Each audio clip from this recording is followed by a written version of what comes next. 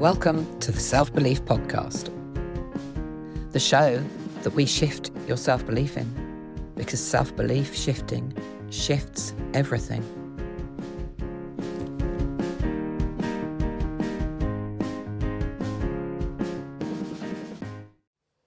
If you're unhappy with parts of your life and you know something needs to change, but whatever you try, you just keep ending up back in the same thoughts, reactions or choices, my free continued writing session is perfect for you.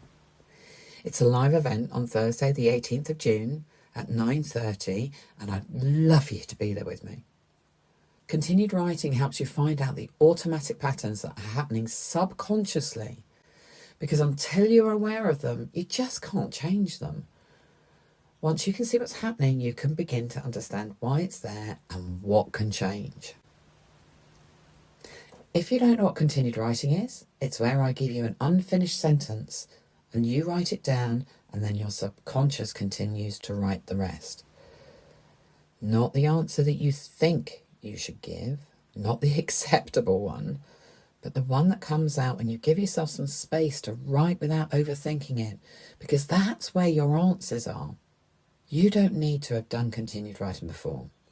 I'll ask the questions and you write down whatever comes into your head, even if it doesn't make any sense, because you're not trying to get the answer right.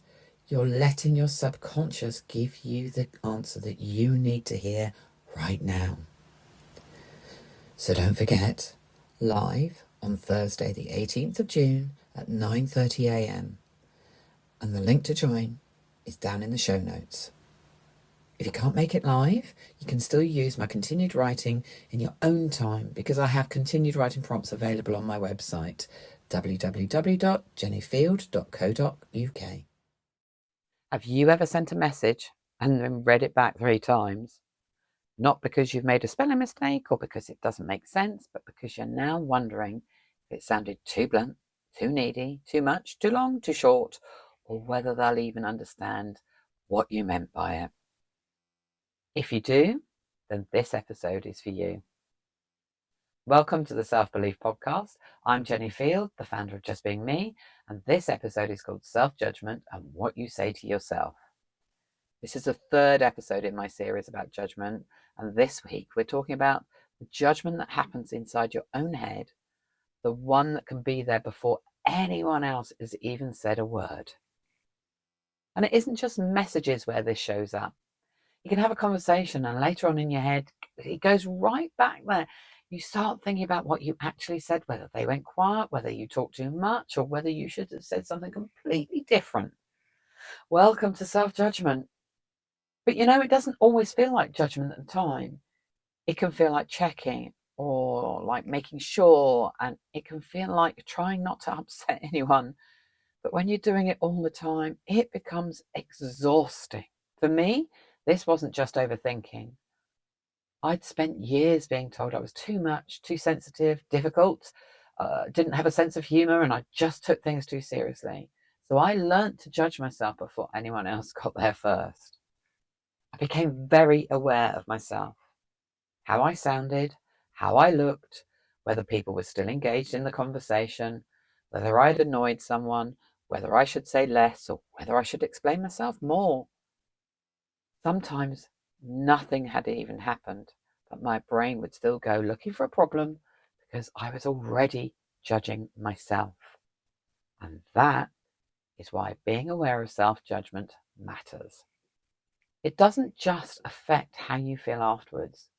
It changes how you behave while things are happening. You start monitoring yourself whilst you're talking. You hold things back, you explain more than you need to, and you try to read people's reactions whilst you're still speaking. And after a while, you stop recognizing that you're judging yourself because it just feels like it's normal. It feels like being careful, it feels like being responsible, and it feels like just trying to get things right.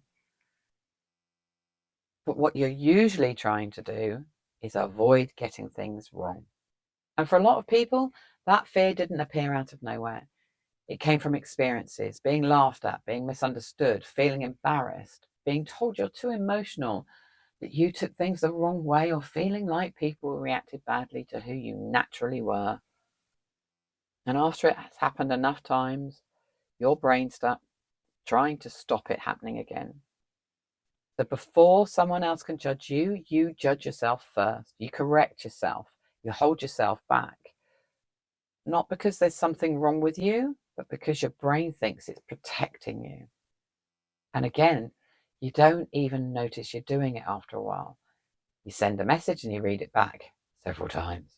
You speak to someone and then go over it later. You notice someone go quiet and your first thought is that you've done something wrong.